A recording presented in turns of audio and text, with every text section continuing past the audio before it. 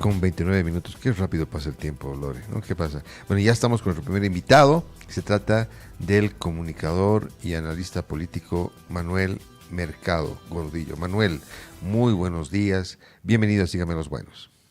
¿Qué tal? Buen día. Buenos días, Está, un saludo para ambos, gracias, gracias por la invitación y bueno, acá siempre dispuesto a atender su invitación.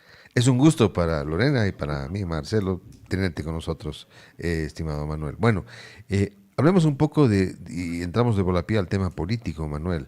¿Qué opinas tú sobre el debate? Yo lo decía al principio, para alquilar balcones el debate del domingo. Creo que incluso más atractivo que el presidencial, ¿no?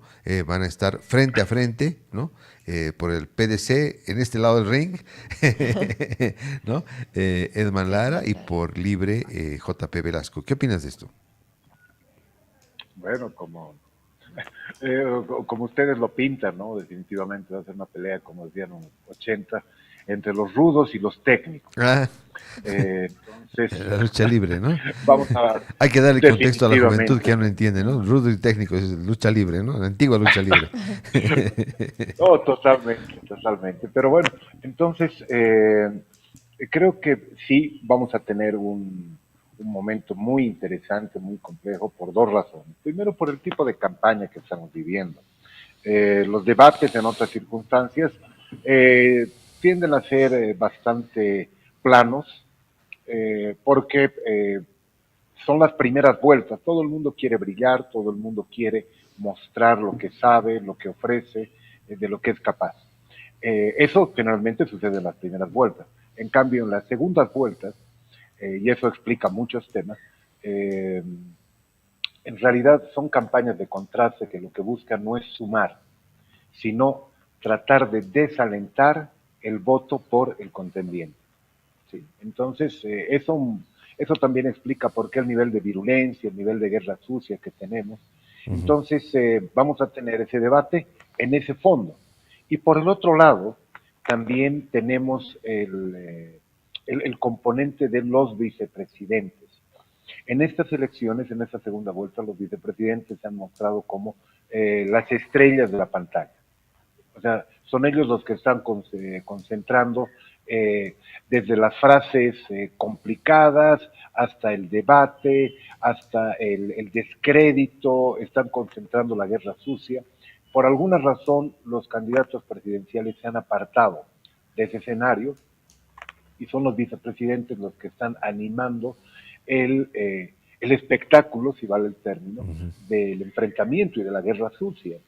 O sea, las declaraciones de Lara se enfrentan a los tweets de JP Velasco. Las metidas de pata de Lara se enfrentan a las metidas de pata de JP Velasco. Entonces, parecen ser los ejes sobre los cuales se está moviendo toda la campaña. Y eso significa que obviamente vamos a tener un debate muy animado en los siguientes días. Ahora, claro, porque el tribunal incluso dijo, ¿no? Que este debate estaría durando aproximadamente 1 hora con 30 minutos, ¿no? Con preguntas, respuestas, entre otros. Sin embargo, el tribunal incluso no tiene marcadas estas diferentes temáticas con diferentes preguntas sobre economía, entre otros aspectos. ¿Usted cree que se pueda respetar esas temáticas, sobre todo tomando en cuenta estos ataques sistemáticos, incluso que se han tenido por ambos partidos en este último periodo? Bueno, Lorena, yo creo que va a ser un poco difícil, justamente porque la tónica de las segundas vueltas, a las cuales no estamos acostumbrados en nuestro país, tienden a ser tremendamente virulentas, tremendamente desacreditadoras, tienden a ser mucho más agresivas y hostiles, tanto en lo verbal como en todos los elementos que le hacen a la campaña, más allá de las palabras y las propuestas.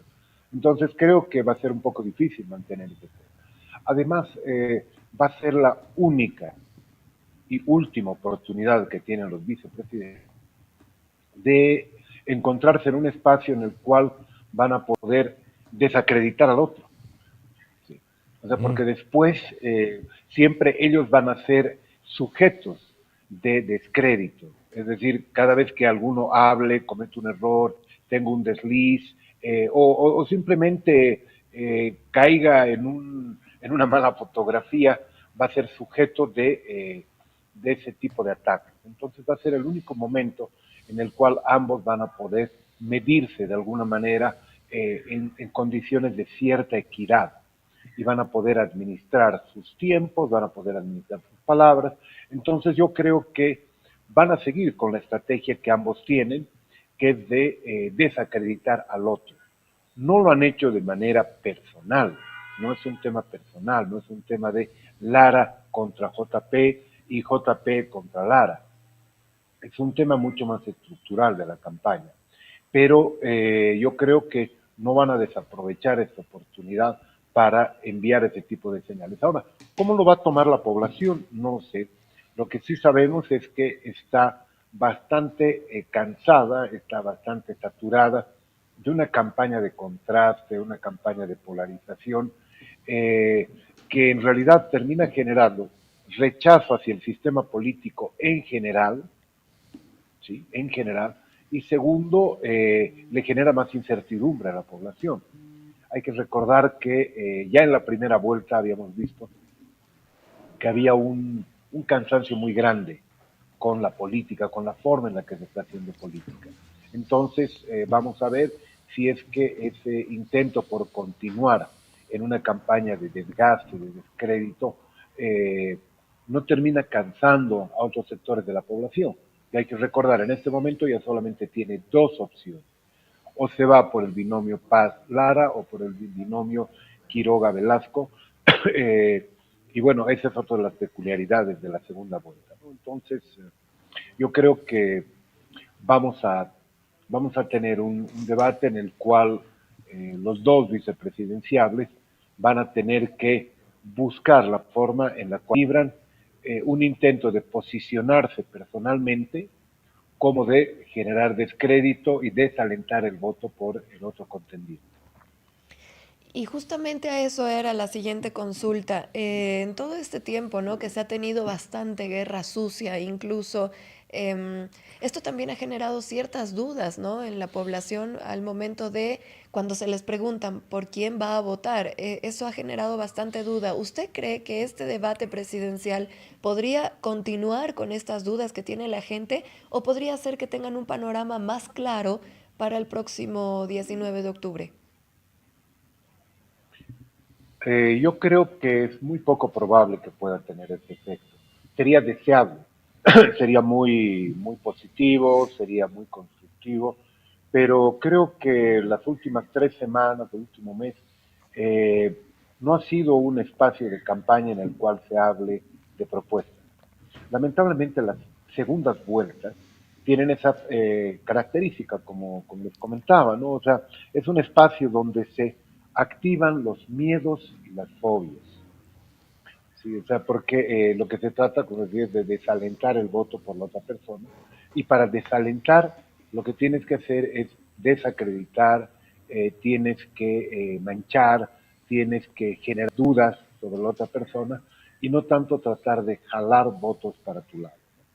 Eh, entonces, creo que los debates que vamos a tener van a ser debates o que simplemente sirven para desalentar o para ratificar el voto. Mucha gente ya ha decidido, la gran mayoría de la gente, creo yo, ya ha decidido, pero todavía está pendiente un porcentaje, que es el porcentaje que va a definir quién gana, eh, quién es el que le cae menos peor, quién es el que le genera menos miedo o menos incertidumbre, porque hemos dado a una segunda vuelta con muy poco entusiasmo, con muy poca expectativa, con muy poca esperanza en nuestro país. Entonces, creo que los elementos y los sentimientos negativos, miedos y fobias, van a jugar un rol fundamental. Entonces, creo que estos debates van a cumplir un importante rol, pero no para definir la votación, sino para ayudarnos a construir una democracia que sea mucho más deliberativa, que sea mucho más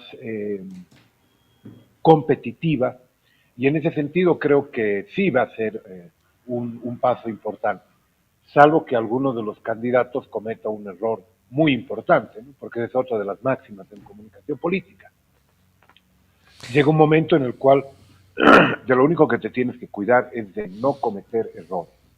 Y los debates son los espacios donde a veces un pequeño desliz, un pequeño error, una palabra mal dicha puede ser utilizada por el contrincante. Manuel, el Tribunal Electoral señaló que dentro de lo que se va a hablar son dos áreas básicamente. El rol del vicepresidente como presidente nato de la Asamblea Legislativa. Eso por un lado. Y por otro lado, el rol que también tiene a raíz de un poco de la, del, sí, de la Carta Magna, de la Constitución que ha hecho, que ha estado en manos un poco de Álvaro García Linera, el rol que ha adquirido el vicepresidente en el poder ejecutivo constitucionalmente. ¿Cómo ves a cada uno en cada ámbito? Como presidente nato de la Asamblea, que va a ser complicado el trabajo, y también como vicepresidente dentro del Ejecutivo.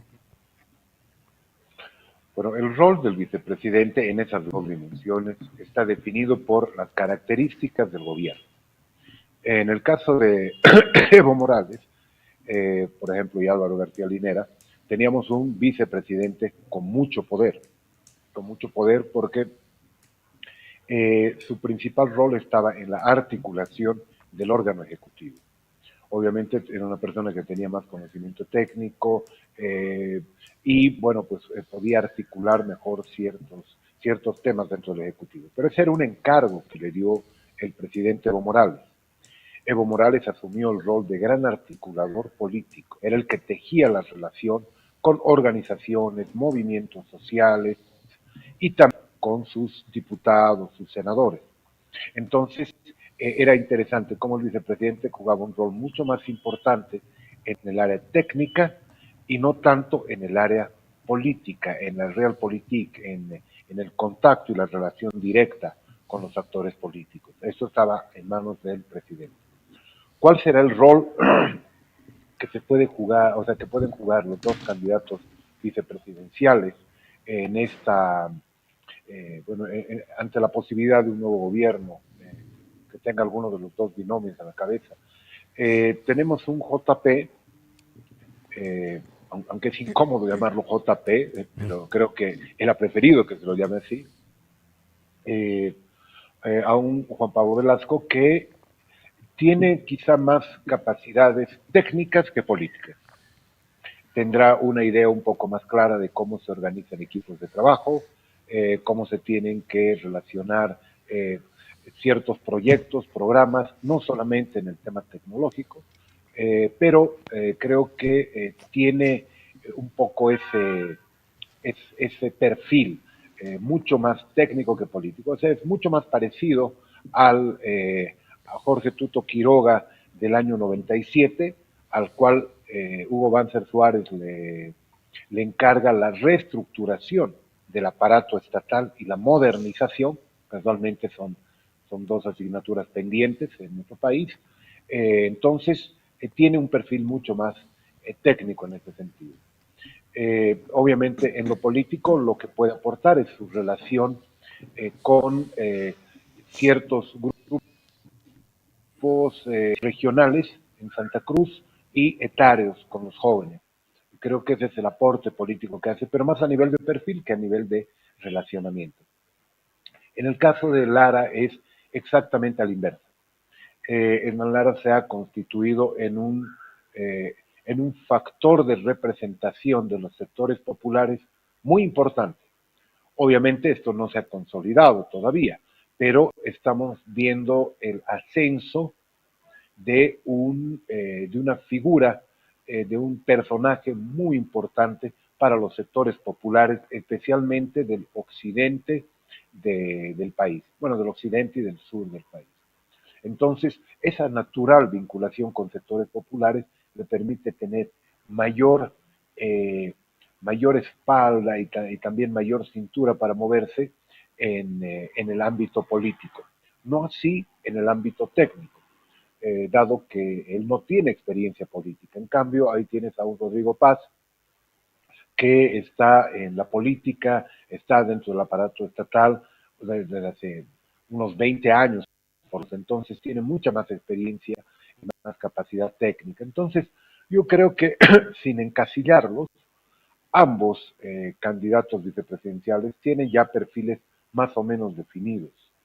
Va a ser muy complicado alejarlos de los roles que naturalmente ya están asumiendo en esta campaña y en su relación con el candidato presidencial. Ahora, algo que también hay que analizar, ¿no? Y hay que ver es todas aquellas personas que en la primera vuelta, en el 17 de agosto, estaban apoyando a determinado partido, a determinado candidato. Ahora son solamente dos, ¿no? Los que están en este balotaje para esta segunda vuelta. Usted, a su modo también de ver y con toda la experiencia incluso que usted tiene, ¿a quiénes podrían apoyar y cómo llegaría a influir incluso el voto de todas aquellas personas que decidieron votar por otros partidos? Bueno, yo creo que el gran porcentaje de la población que votó por otros candidatos en la primera vuelta ya ha tomado una decisión. Creo que incluso a las 48 horas o 24 horas de conocer los resultados de la primera vuelta. Eh, para hablar de los más importantes, la gran mayoría de la gente que apoyó a Samuel Doria Medina en la primera vuelta se fue con Tuto. O sea, esto es natural, o sea, porque el liderazgo de Samuel Doria Medina no era un liderazgo de relación con la población, con sus votantes, un liderazgo de interpretación. Él interpretaba eh, cierto tipo de visión, pero eso no significaba que la gente que votó por él iba a seguirlo donde él fuese. Porque por eso llamó tanto la atención que apenas un par de horas después de conocidos los resultados, Samuel Doria Medina ya le daba su apoyo a Rodrigo Paz y se generaba un disloque. Eh, el candidato presidencial y su equipo y previsiblemente la mayor parte de su bancada, no toda, la mayor parte de su bancada, pasaban a apoyar la candidatura de Rodrigo Paz. Pero los votantes y algunos miembros de su bancada se iban hacia el lado de Tuto. La votación de Andrón, bueno, de Manfred Reyes Villa creo que se separa de manera más o menos equitativa entre las dos candidaturas, porque tenía un componente muy regional y muy nacionalista. Entonces se podía, y también un componente en gran medida popular, entonces podía dividirse fácilmente. Después, la votación de Andrónico Rodríguez y de Eduardo del Castillo del Movimiento del Socialismo, estoy seguro que de manera íntegra pasa a apoyar la candidatura de Paz y Lara, no por una visión de izquierda, porque Rodrigo Paz y Edna Lara no son de izquierda. Ellos interpretan una visión de derecha popular, si quiere. Entonces pasan a apoyar a ese sector. Y obviamente la gran duda es, ¿y a quiénes van a apoyar a aquellos que votaron nulo? En este caso, los votantes que se quedaron aferrados a la imagen del expresidente Evo Morales. Es muy previsible que la mayor parte de estos votantes pasen a engrosar las filas del binomio Paz-Lara. Pero no hay que olvidar otro tipo de factores adicionales. Las segundas vueltas no son continuación de las primeras vueltas, porque se establecen marcos de referencia y de análisis diferentes a los de la primera vuelta. La gente que votó antisistémicamente, es decir, por cancio con el sistema político y por esa razón votó por Lara, hoy ya tiene la cabeza un poco más fría y puede estar analizando y evaluando la continuidad de su voto. Son votos definitivos, porque estamos en un ambiente muy volátil. No es como hace 30 años atrás que la gente que votaba MNR, MIR o ADN, lo hacía desde que tenía 18 años hasta que tenía 60 años. Sí, o sea, era gente que había crecido con su partido. Entonces, hoy el voto es mucho más volátil. Entonces, puede cambiar. Sí. Manuel, en esta línea, cómo ves lo que dice la encuesta que ha salido hasta el momento? ¿Será más creíble? ¿Es otro escenario? ¿Son solamente dos candidatos? Y un poco viendo, nosotros, tú sabes, todos los días hacemos sondeos en la calle y veíamos algo que se ha repetido al final de la selección, una tendencia, se va el término, sin el ánimo de, obviamente, nunca una entrevistas en la calle van a igualar una encuesta, pero lo que sí vemos, y una cosa que sí se puede ver así a nivel de grupo focal, si va el término, es que efectivamente la gente se anima más a decirte por quién va a votar. Esto puede beneficiar un resultado de una encuesta. ¿Cómo has visto la encuesta y el resultado que, en ese caso, en la encuesta de Unitel, que favorece Tú. a Tuto Quiroga? Bueno, yo conozco dos encuestas que son las que han estado circulando de manera pública y semipública. Y tienen datos contradictorios. Entonces, pero obviamente esto puede deberse a la distancia que hay entre una y otra encuesta. La última que hemos visto nos muestra a un Tuto Quiroga que está 7, 8 puntos por encima de Rodrigo Paz. Ujú. Creo que es una diferencia demasiado grande. Creo que es una diferencia demasiado grande. Yo creo que vamos a tener una elección muy apretada, porque no existen razones para pensar que el binomio Tuto-JP haya logrado semejante diferencia solamente apoyándose en una campaña de contraste y la guerra sucia contra el ex capitán Lara. No creo que se hubiese generado un fenómeno de esas características en nuestro país. Sí, o sea, porque eso, o sea, significaría que una gran cantidad de la gente que en su momento votó por Rodrigo Paz y, y Esman Lara, o que pasó a apoyarlo, ya no lo estaría haciendo. Creo que eso no se ha dado. Pero de todas maneras hay que ver en los siguientes cómo avanzan en las diferentes campañas. Yo creo que, como te decía, mucha gente ya ha tomado la decisión, pero hay un porcentaje el que defina que todavía está duda. No encuentra mucha o suficiente solidez en el binomio Paz-Lara, pero también le genera mucho miedo el binomio Tuto Velasco, José Velasco. Velasco, porque justamente están saliendo con algunas denuncias de racismo y de clasismo, y también se percibe en ellos una posición mucho más dura respecto a las medidas económicas que había que tomar. ¿Y cómo ves esas denuncias que han salido en Twitter de JP Velasco, ¿no?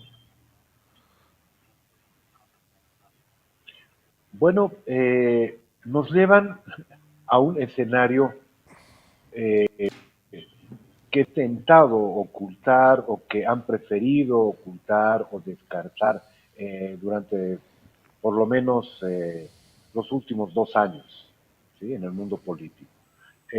Había mucha incomodidad, muchos actores políticos, por hablar del tema del racismo. Cuando el racismo es un tema que está totalmente presente en nuestra sociedad y que es el que alienta algunas de las expresiones más crudas de la violencia política en nuestro país.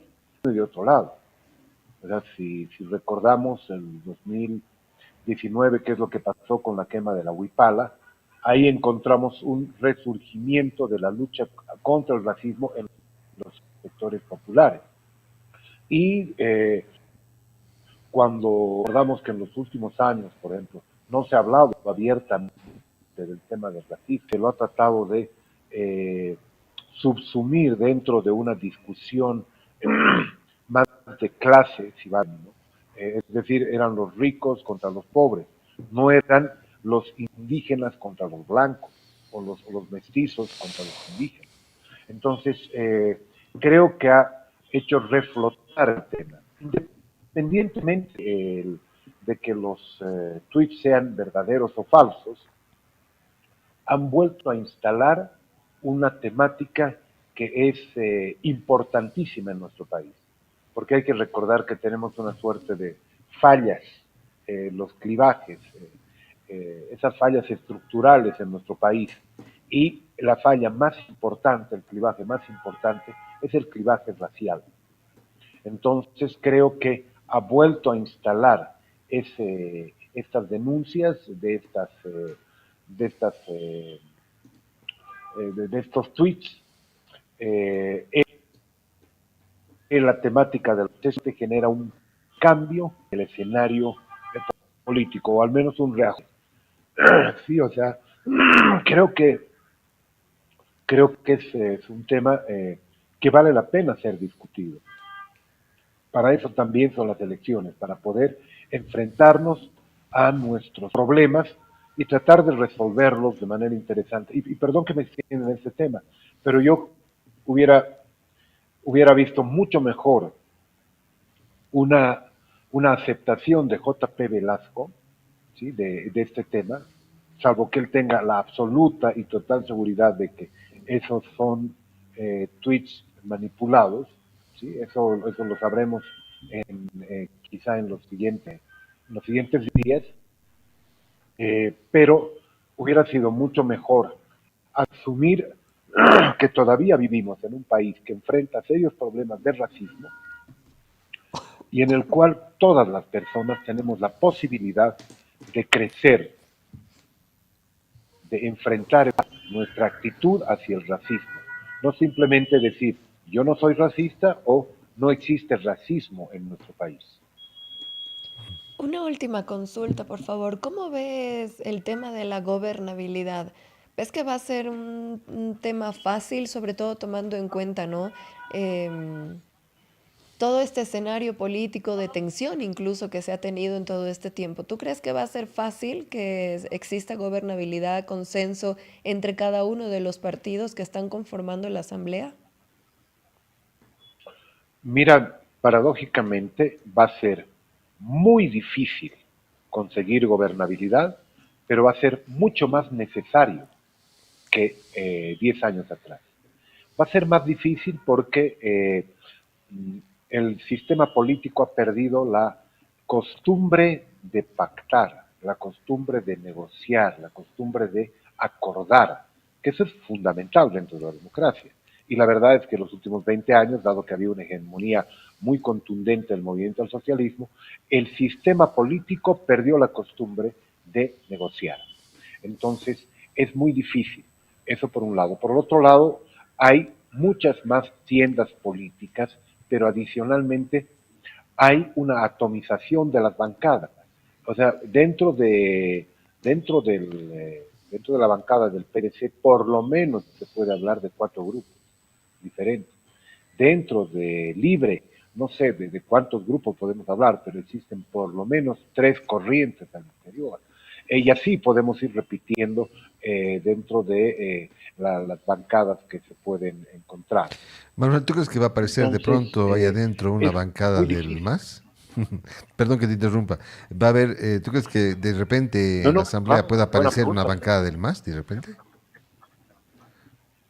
Mira, yo creo que el MAS como estructura política ha sido seriamente dañado. Me animo a pensar que se ha vaciado casi completamente como estructura. Pero lo que es interesante analizar es que hay ciertos elementos centrales que sí impulsa el masismo, que van a estar presentes no solo no solo dentro de una bancada, sino se van a expresar en en diferentes bancadas. Tenemos que ver de una manera muy contundente el tema de los bonos como un mecanismo para construir mercado interno y también para lograr equidad social. ¿Cuánta gente estará a favor de eso? Y si están a favor, ¿podemos llamarlos masistas? El masismo ha impulsado que el Estado tenga un rol fundamental dentro de la economía boliviana.